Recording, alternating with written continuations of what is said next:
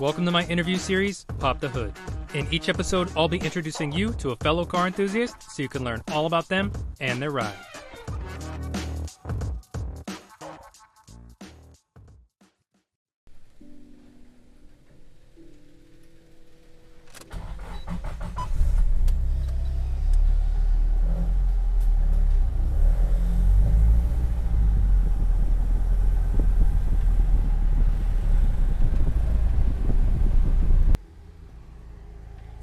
What's up, Tim? See you, man.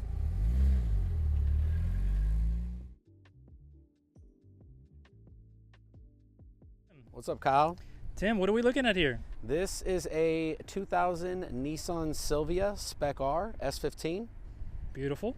And Tim, what do you do for a job, man? I'm in sales. I own an entertainment company. All right. And why did you choose this model S chassis?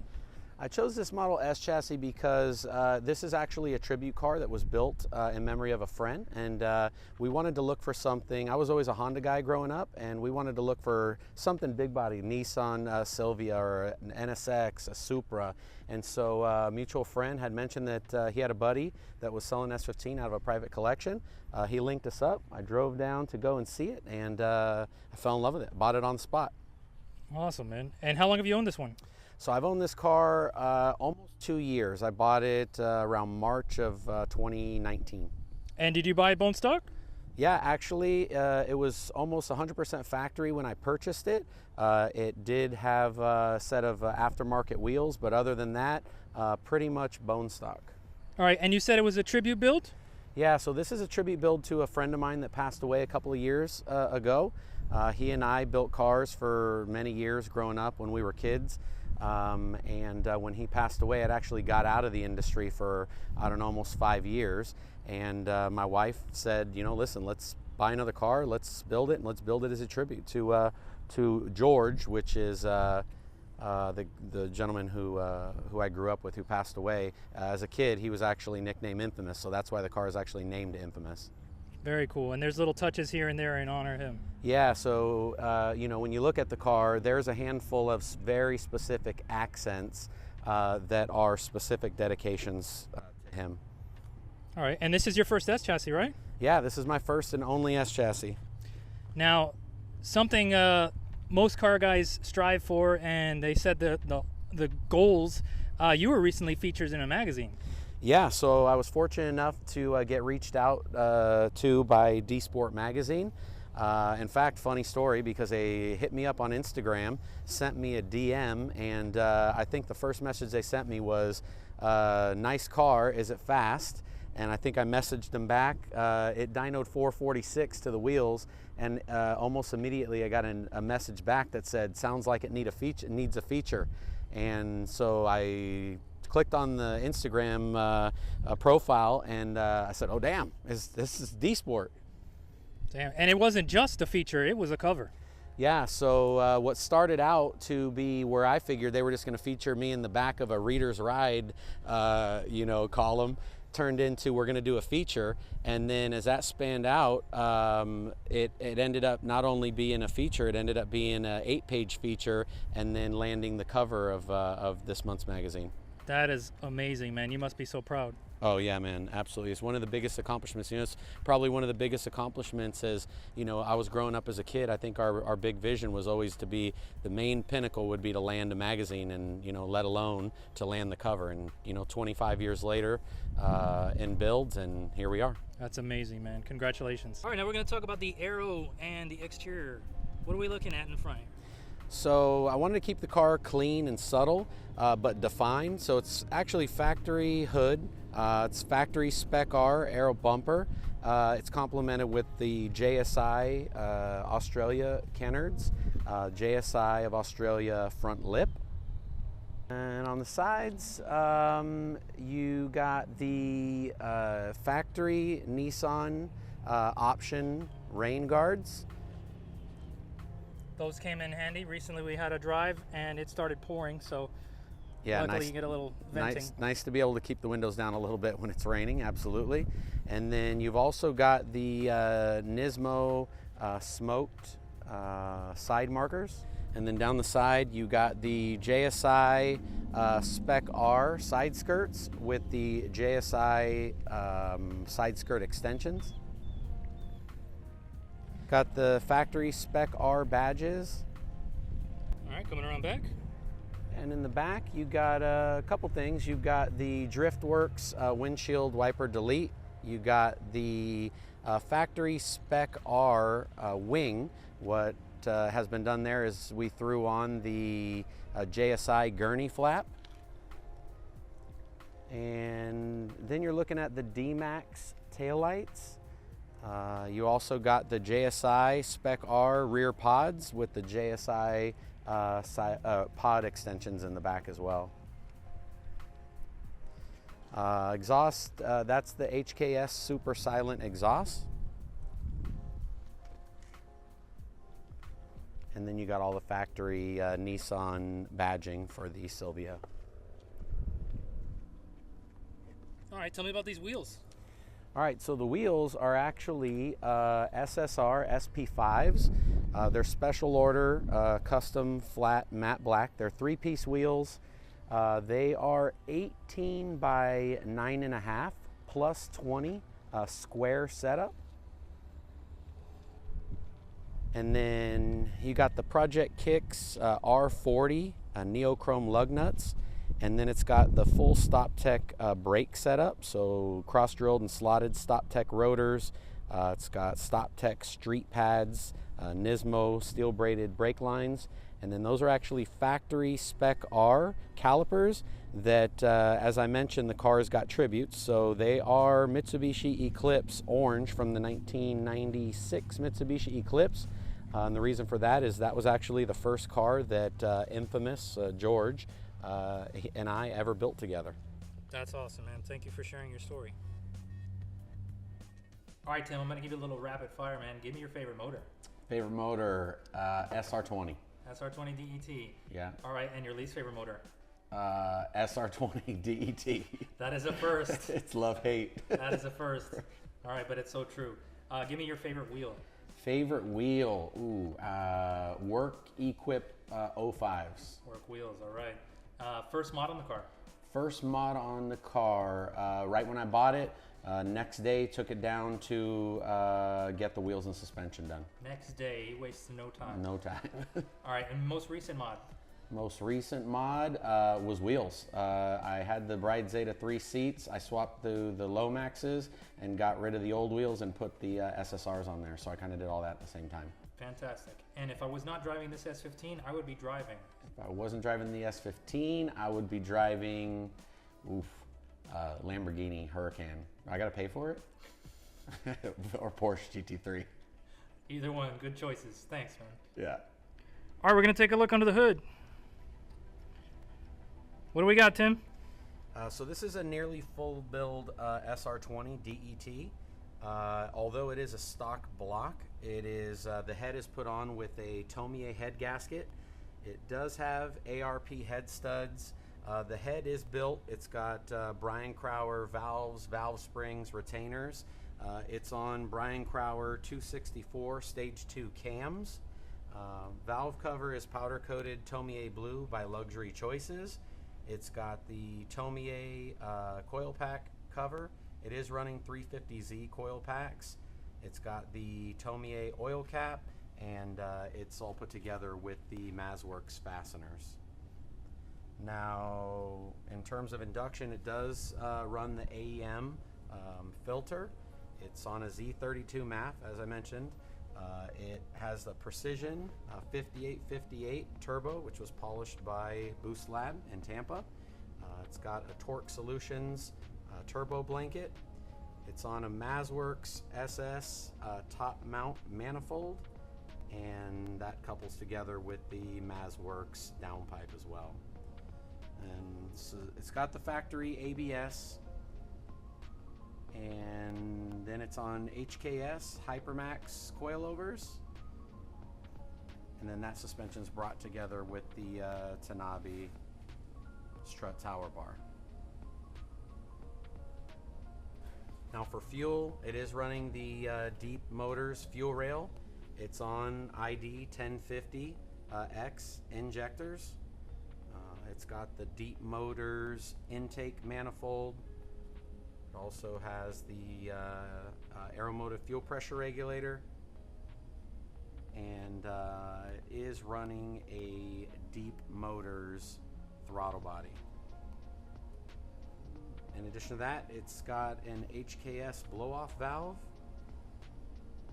It's also running an Osius oil catch can. It's been custom mounted.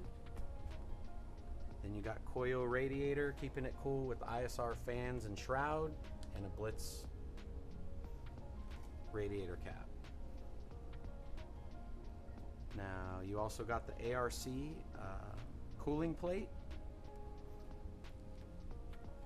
And then to keep it cool, you've got the Blitz front mount intercooler. All right, we're gonna take a look inside.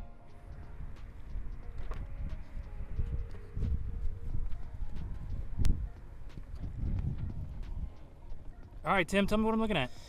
All right, so the factory Spec R gauge cluster has been replaced with the Nismo gauge cluster. It has a Blitz boost gauge. And then you got the Greddy Profect B boost controller. It's factory steering wheel. It does have a pivot turbo timer. And in addition to that, it has the talking toll, the ETC. You got factory pedals, and also you got factory mats. Now, the center console, if you look, you got AEM air fuel gauge. You got Kenwood in-dash. It does have functional AC. Nice. In addition to that, you from there you can notice that it's got the Nismo 6-speed shift pattern. Now, although this Spec R would be 6-speed, this 6-speed was pulled to support the power with a swapped out with the CD009. Now, on that CD009 trans, it does have an ACT clutch with an ACT flywheel. Also, it's got the MazWorks bell housing conversion, MazWorks shifter, and then you got the Blox Neochrome shift knob. All right, in the corner of my eye, I catch that nice little JDM road flare. Yeah, you do got a road flare in there. All right, and I believe we got a extinguisher on order. Yeah, I've seen your videos. The extinguisher's going in. It's on back order. Fantastic, man. That makes me so happy. You have no idea. All right, let's talk about these seats, man. So the seats are Bride Lomaxes. The Lomaxes are the carbon Kevlar backed Lomaxes. It's got Crow Enterprises 5-point harnesses, and those harnesses are attached to a Brom harness bar. All right, and I noticed in the back seat we got a passenger. Tell me about this guy. Yeah, so I know that I had mentioned that this is a tribute car. That shirt is actually made out of Infamous's favorite Run DMC t-shirt. So we had that bear made up, and he rides everywhere we go. That's awesome, man. That's a very cool tribute. All right, Tim, what's your favorite thing about the car, man? So my favorite thing about the car is probably the fact that it's got the CD09 trans.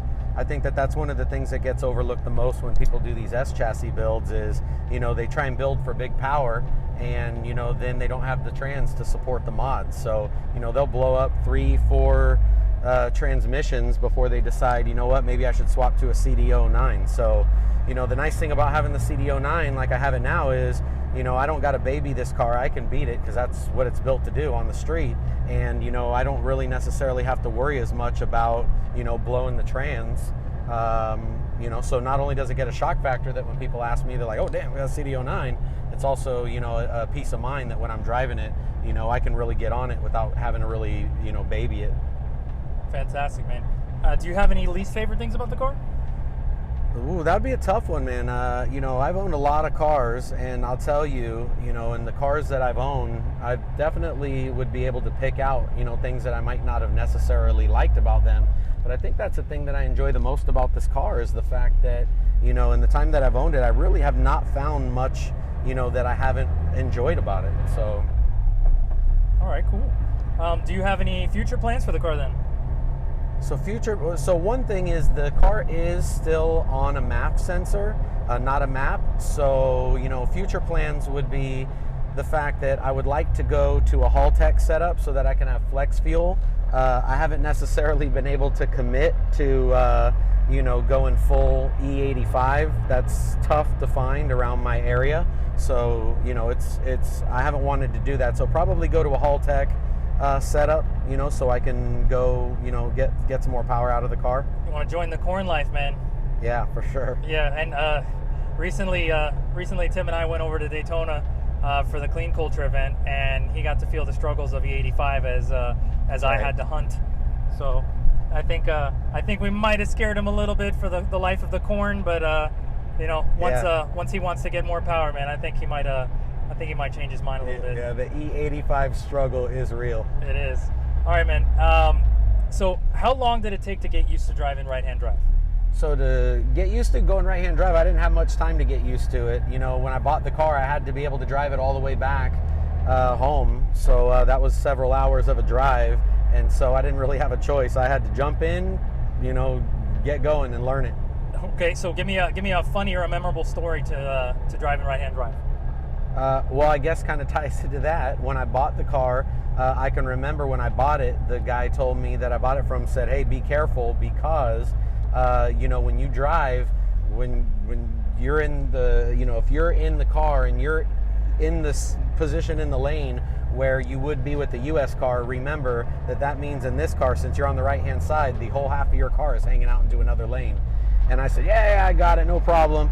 And then we left, and probably the first gas station that I pulled into, my wife had been following me, and when I went to pump gas, she jumped out and she said, "What the hell are you doing?" And I go, "What do you mean?" And she goes, "The whole drive, you're over in the other lane." I said, uh-oh. So maybe it did take a little bit longer to learn to get used to than I'm willing to admit to most people. Yeah, there you go, man.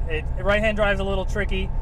Is anybody driving on the left, you're definitely natural to kind of hug the center lane, but when you're sitting in the right, the center lane is not where you're used to it being, throws off all your equilibrium. And now when I drive right-hand drive, I tend to watch the right curb, and that's what I use as my adjustment, so I make sure not to be in other lanes.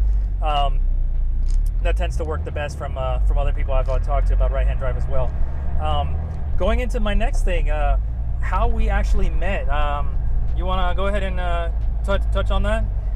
Yeah, so actually, that's another funny story. Not that they don't just keep coming, but Kyle and I met because I posted a picture on my stories comparing S13s, 14s, and 15s, and it happened to be a picture of his car. And so he messaged me, and he said, "That car looks familiar."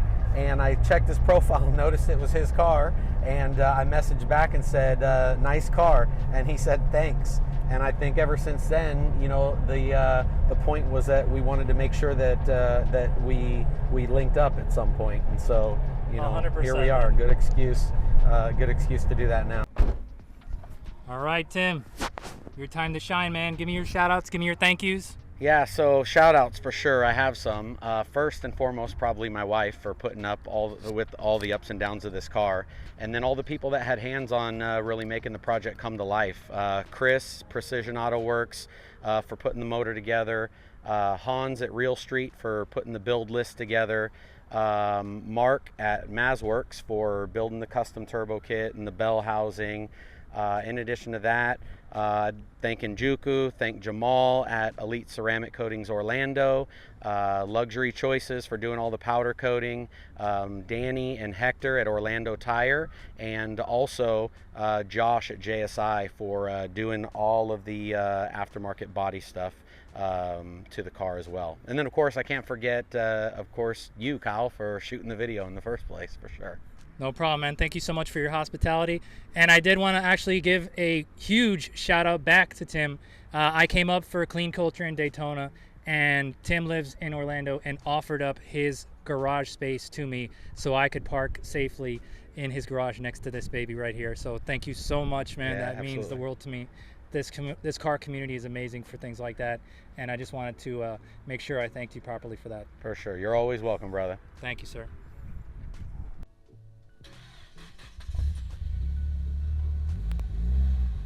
Thanks, Tim.